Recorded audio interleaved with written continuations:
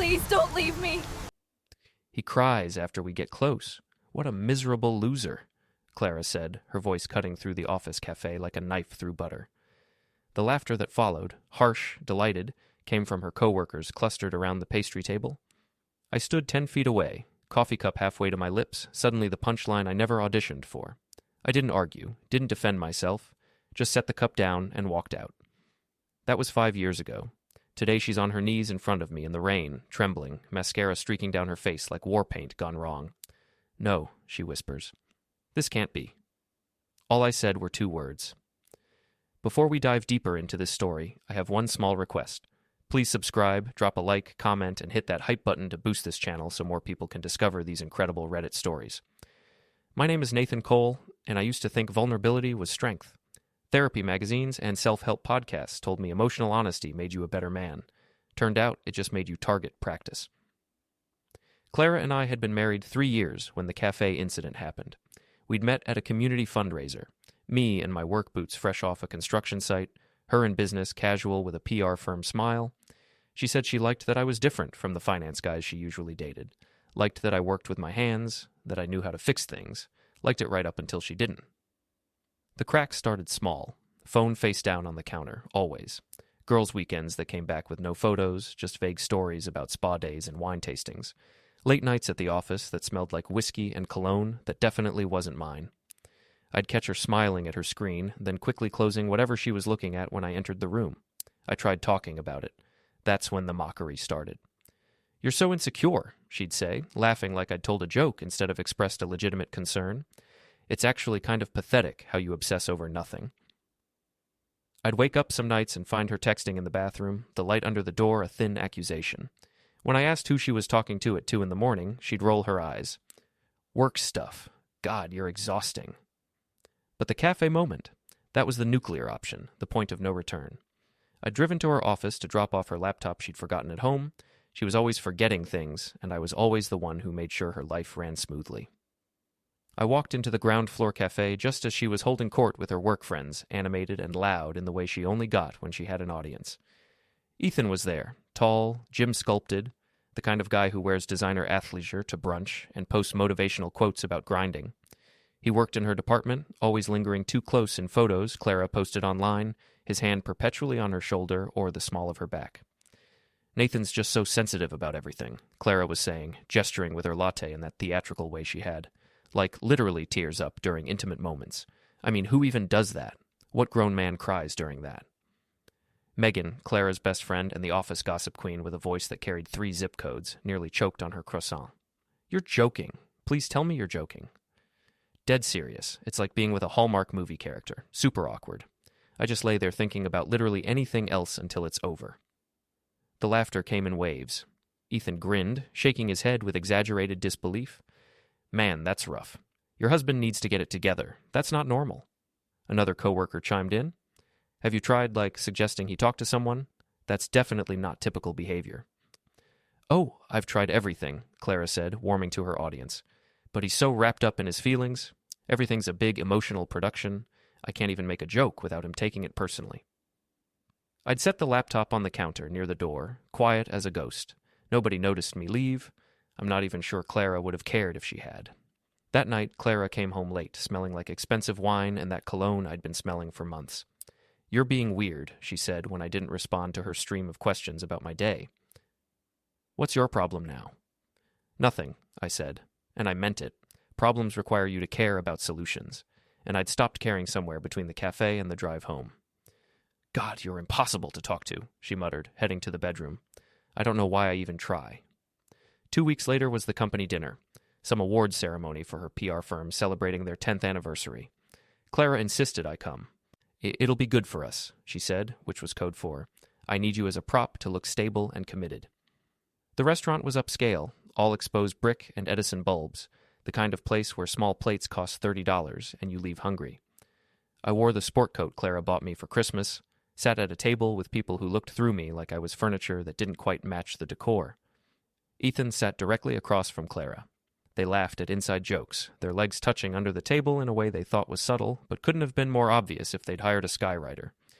Her hand kept drifting across the table toward his, pulling back at the last second like she was testing boundaries she'd already crossed. Halfway through dinner, Megan stood up with her wine glass, slightly tipsy and loving the attention. "A toast," she announced, swaying just enough to be noticeable.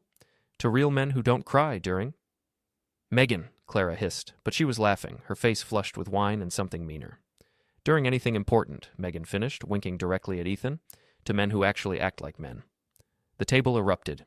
Clara's face went red, but from laughter, not shame. She covered her mouth with her hand in mock horror, but her eyes were dancing. Ethan raised his glass, grinning like he'd won something. I finished my water, set down my napkin, folded it carefully, stood up. "Where are you going?" Clara asked, annoyed at the disruption to her moment. "We haven't even had dessert." "Home," I said. "Nathan, don't be dramatic. It's just a joke. Learn to laugh at yourself." I looked at her for a long moment. Really looked at her, maybe for the first time in months. Saw the person she'd become when she thought I wasn't worth the effort of pretending anymore. "Enjoy your evening," I said, and walked out. I drove to our apartment, packed a duffel bag with essentials, clothes, documents, my grandfather's watch. I left my wedding ring on the kitchen table where Clara would see it first thing when she came home. No note, no explanation, nothing she could misconstrue or weaponize later. Clara called 17 times that night. I watched the phone light up, vibrate, go dark, light up again, listened to her voicemails progress from annoyed to angry to confused to something that almost sounded like concern but was probably just inconvenience. I didn't answer. I wasn't leaving to escape. I was leaving to prepare. 3 years is a long time to disappear, but not nearly long enough to forget. I filed for separation through a lawyer Clara never met, kept everything clean and simple and ruthlessly efficient. She got the apartment. I took my truck and my tools and the ability to sleep without wondering who she was texting. The paperwork went through without drama. She was too busy with Ethan to fight over assets we didn't have. She signed the papers at a coffee shop, according to my lawyer. Didn't even read them. Just wanted it done. I spent the first 6 months working double shifts, sleeping in a rented room above a hardware store that smelled like sawdust and old paint.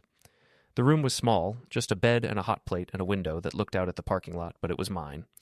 I saved every dollar, ate ramen and day-old bread, learned to find satisfaction in a bank account that actually grew instead of drained. I went to therapy twice a week with a guy named Dr. Phillips, who didn't do the touchy-feely stuff Clara had mocked me for trying.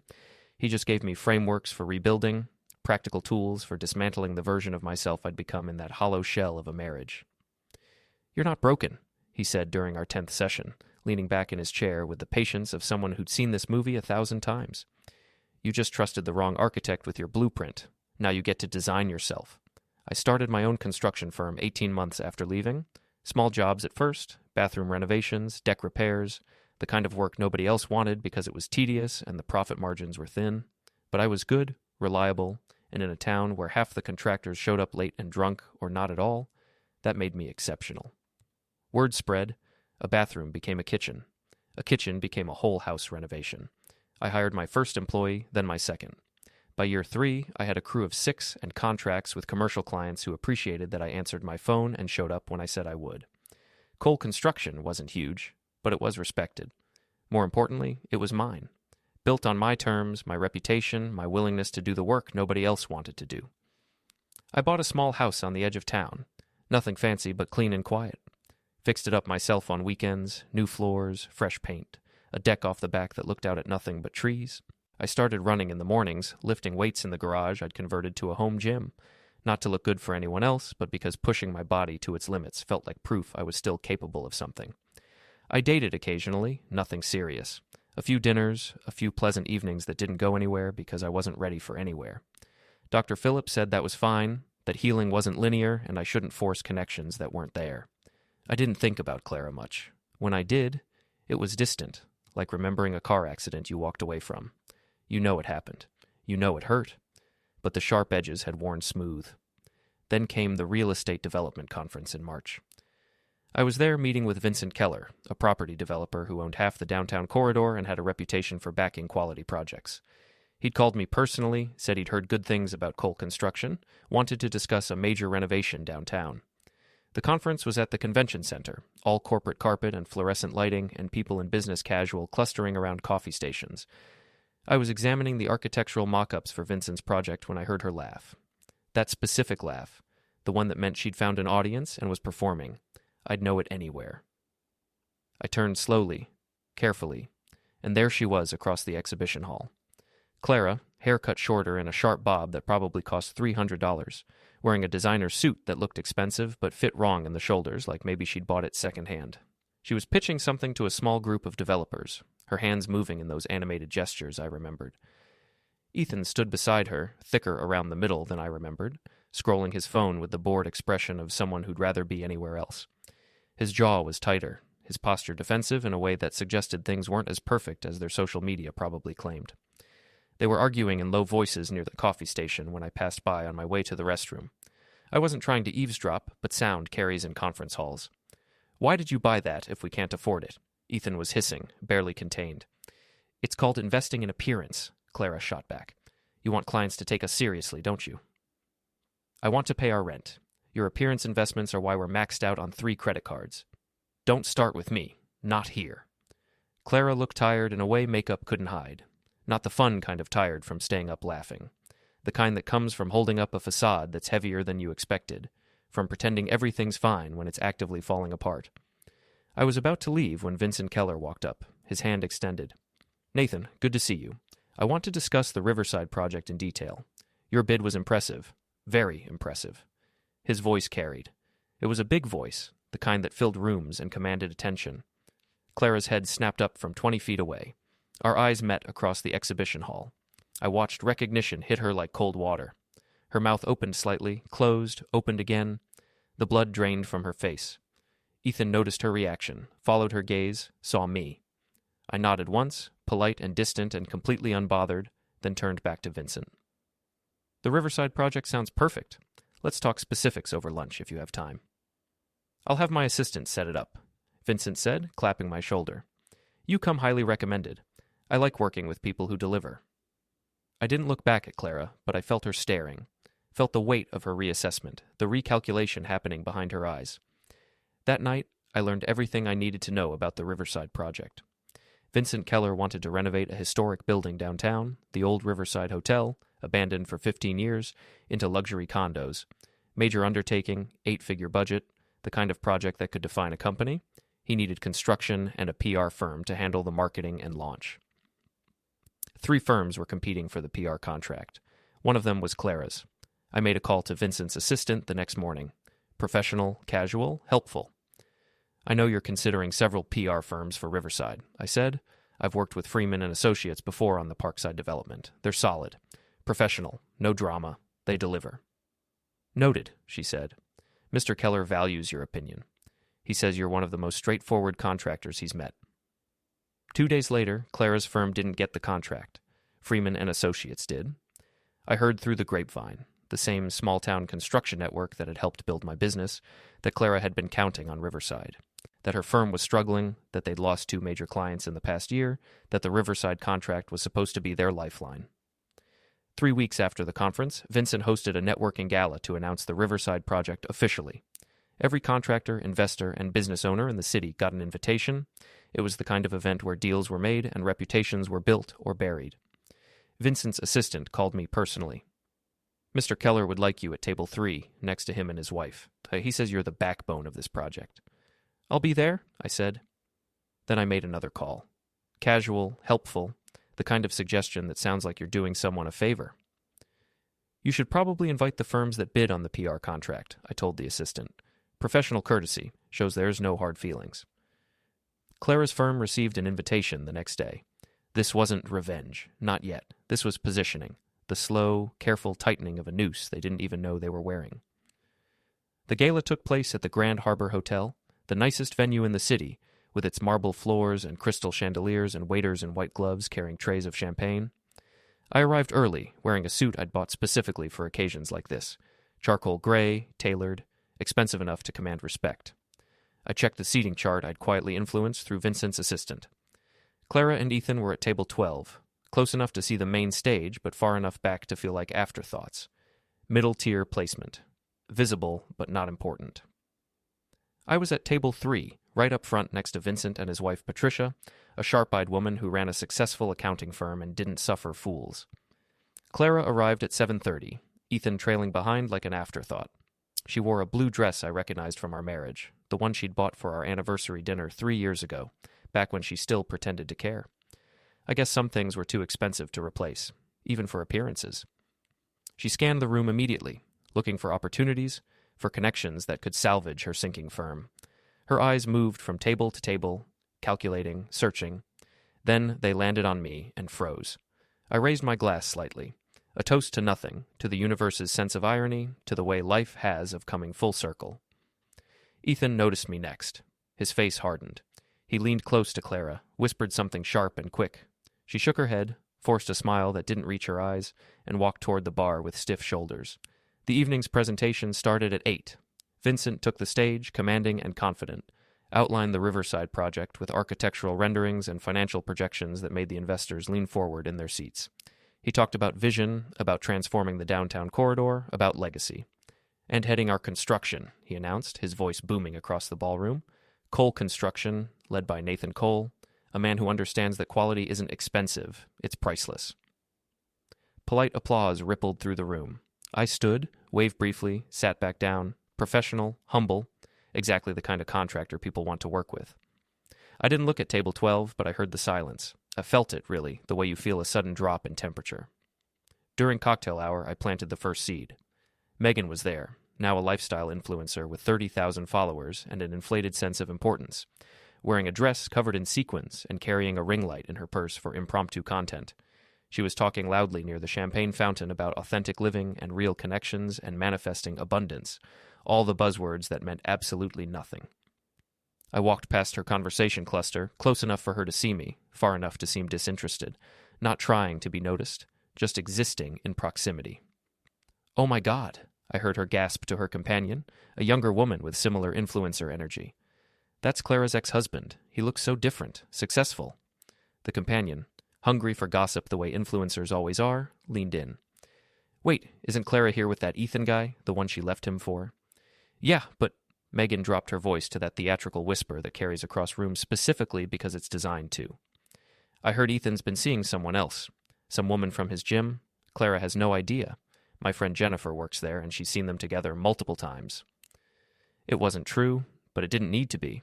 Gossip requires only plausibility and an audience willing to spread it. By 9 o'clock, the rumor had circulated through 5 tables. I watched it move like a virus, person to person, each retelling adding new details. The gym woman had a name now, Ashley. She was supposedly a personal trainer. Ethan was supposedly planning to leave Clara. None of it was real, but all of it was believable. Clara cornered me near the coat check at 9:30, her face flushed with champagne and desperation. "Nathan." I turned slowly, carefully neutral. "Clara, you look different." She tried a smile. It wobbled at the edges. "Really different. Good. 3 years will do that." "I didn't know you were, your company. It's successful," I finished. "Yeah. Turns out leaving was good for business. Good for everything, really." Her face tightened. "We should talk. Really talk. About everything." We did talk. Then I stopped. "Nathan, come on. Don't be like this. We were married. That has to count for something." It did count. Past tense.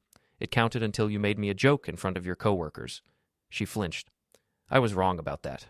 I know I was. But this, being so cold, it's not like you. Maybe you didn't know me as well as you thought." "Nathan, please." Ethan appeared beside her, drink in hand, shoulders squared in that aggressive way men have when they're insecure. "Everything okay here?" "Fine," I said. "Just congratulating Clara on her dress. Anniversary gift, right? Year 2? That blue looks familiar." Clara's face went white. Ethan's jaw clenched. "What's that supposed to mean?" Ethan demanded. "Nothing, just making conversation. Remarking on the past, memory lane and all that."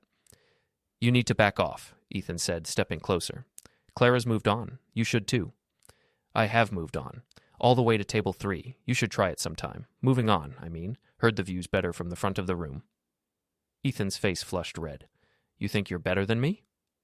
"I don't think about you at all." I walked away before either could respond, leaving Ethan sputtering and Clara looking like she'd been slapped. At 10 o'clock, the confrontation I'd orchestrated began. Vincent's assistant, a efficient woman named Patricia who'd been handling high-stakes events for 20 years, approached Clara and Ethan near the main bar. Her expression was professional, but cold. "Excuse me, but there's been a concern raised about your firm's previous work. Clara blinked. I'm sorry, what? Some discrepancies in marketing materials you submitted for the Riverside bid. Numbers that don't match public records. Client testimonials that appear fabricated. That's impossible. We verified everything. I'm sure it's a misunderstanding, but Mr. Keller would like you to provide documentation. He takes accuracy very seriously, as I'm sure you understand. The blood drained from Clara's face. Ethan looked confused, then angry. This is garbage. Who raised this concern? The assistant smiled politely, the kind of smile that conceals knives. An anonymous tip, but the records are public. Easy to verify. We've already started the process. I'd spent 2 weeks combing through Clara's firm's past proposals, cross-referencing them with client testimonials and financial filings publicly available through the business registry. Everything I'd found was public information, legal, verifiable, absolutely damning. Her firm had inflated success metrics by 30%, exaggerated client satisfaction scores, misrepresented project outcomes, used testimonials from clients who'd actually fired them, just edited to remove the negative parts. Nothing criminal, but enough to destroy any credibility with serious clients. Vincent didn't take the meeting Clara requested. He simply had his assistant inform her firm they were no longer under consideration for any future projects, and that he'd be sharing his findings with other developers in his network. Professional courtesy, he called it. The confrontation happened at 10:30 near the hotel's service corridor, away from the main ballroom, but close enough that sounds carried. Ethan, 3 drinks deep and paranoid, grabbed my shoulder as I headed toward the exit. His grip was tight, aggressive. You did this. All of it. I stopped, turned slowly, looked at his hand on my shoulder, then at his face. Did what? Sabotaged us. The contract, the rumors, everything. You're bitter because Clara left you and you can't handle it. Clara didn't leave me, Ethan. I left her. Checked the paperwork. I filed. I walked away. She just didn't notice until it was convenient. You're a liar. And you're drunk. Let go of my shoulder. He didn't. Instead, he shoved me backward. I stumbled, caught myself against the wall. Years of construction work giving me the balance to stay upright. Ethan, stop! Clara appeared, frantic, looking around to see if anyone was watching. Not here? People will see. But Ethan was past listening, past caring about appearances. He swung, sloppy, wild, the kind of punch that announces itself 3 seconds before it arrives. I ducked, and his fist hit the wall behind me. Solid concrete. He howled, cradling his hand, knuckles already swelling. Security arrived within seconds. 2 large men in dark suits who'd clearly been watching the escalation. A manager in a perfect suit stepped between us, his expression politely firm. Gentlemen, we're going to need you both to leave. He started it, Ethan shouted, pointing at me with his good hand, cradling the injured one against his chest. He's been harassing us all night. The manager looked at me, calm, composed, suit not even wrinkled, then at Ethan's flushed face and aggressive stance, the way he was swaying slightly. Sir, I'm going to have to ask you to leave immediately, your companion as well. This is unbelievable. Now, sir, or we'll call the authorities. I straightened my jacket slowly, deliberately. I was just heading out anyway. Long day tomorrow. Construction starts early. Ethan was still shouting as security escorted him toward the exit, making a scene that guaranteed everyone at the gala would remember him as the drunk who tried to fight someone and hurt himself punching a wall instead. Clara stood frozen in the corridor, watching her carefully constructed evening collapse. She looked at me across the marble lobby, mascara starting to streak from the humidity of her rising panic. For the first time since I'd known her, she wasn't laughing, and for the first time in 5 years, I wasn't crying. I nodded once, acknowledgement, not goodbye, and walked out into the cool night air. 2 weeks later, Clara showed up at the Riverside construction site at 11 p.m. I was finishing a final walkthrough under floodlights when I heard her car pull up. Nathan. Site's closed, I said without looking up. Please, 5 minutes. She looked wrecked. Hair messy, no makeup, stained sweater. Everything's falling apart. We lost clients after the gala. Ethan left me for some woman from his gym. I can't pay rent. My parents cut me off. I have nothing. I'm sorry to hear that, I said flatly. You did this. I didn't do anything illegal. I just stopped protecting you from yourself. I made mistakes, she whispered. You humiliated me, mocked my vulnerability in front of strangers. Then when I left, you didn't care. 17 missed calls that night and then silence. Because Ethan was there. I was just an obstacle. Tears ran down her face. I'm so sorry. I'd do anything to take it back. Now you're sorry because it costs you something. But you weren't sorry when you had everything. What do you want from me? You want me to beg? No, I don't want anything. That's the point. Ethan suddenly stumbled into the light, drunk and furious. You son of a... He swung at me, missed, crashed into a stack of lumber. When he charged again, I twisted his arm, drove him into the dirt. Sirens wailed in the distance. Panicking, he fled before police arrived. Clara collapsed to her knees in the rain. This can't be real. It's been real for 5 years, I said. You're just noticing now because it's finally affecting you. I'll do anything. I'll apologize. Too late. She stared at me, soaked and shaking. What? You had years to be different. You chose cruelty. You chose to build yourself up by tearing me down. Now live with that. I can change? I gave you hundreds of chances. You just assumed I'd always stay. I walked toward my truck. Remember calling me a miserable loser? That taught me something. Vulnerability isn't weakness, cruelty is. I wasn't broken. I was honest. You made me believe that was a flaw. You need to leave, I told her as police lights approached. I don't care. I have nothing left. That's the difference between us. When I had nothing, I built something. You're just sitting in the wreckage. She pressed her hand to my truck window. I loved you. I know, but your love burns everything it touches. I'm done being kindling. I drove away. In the mirror, Clara knelt under the floodlights as police arrived. At home, rain streaming down the windshield, my phone buzzed. Everything okay? Keller texted. Fine, I replied. Just closing out some old business. The next morning, sunlight filled my house. Dr. Phillips asked how I was doing. Good, I said. I understand now some people destroy everything trying to prove they can love, and that's not my fault. Weeks passed. Phase 2 moved ahead. Keller offered 2 more projects. I saw Clara once on a sidewalk. She looked thinner, tired. Our eyes met. She nodded. I nodded back. No words, just distance. Later, I had dinner with Lena, an attorney I'd met months earlier. It was easy, light. She asked for my story. I used to think openness was weakness, I said. Now I know walking away isn't giving up. It's strength. Driving home, I thought of those streets I'd once walked as a broken man. Now they led to a life I built myself. Clara had been on her knees in the rain, whispering that it couldn't be real. But it was. She'd bankrupted herself with cruelty, and I'd simply refused to fund her rebuild. I'd said 2 words that ended everything. Too late. Some things are. Some damage is permanent. Clara learned that in the rain. I learned it 5 years earlier in a cafe while people laughed at my heart. The difference? I built something better. She knelt in the wreckage, wondering how it all went wrong.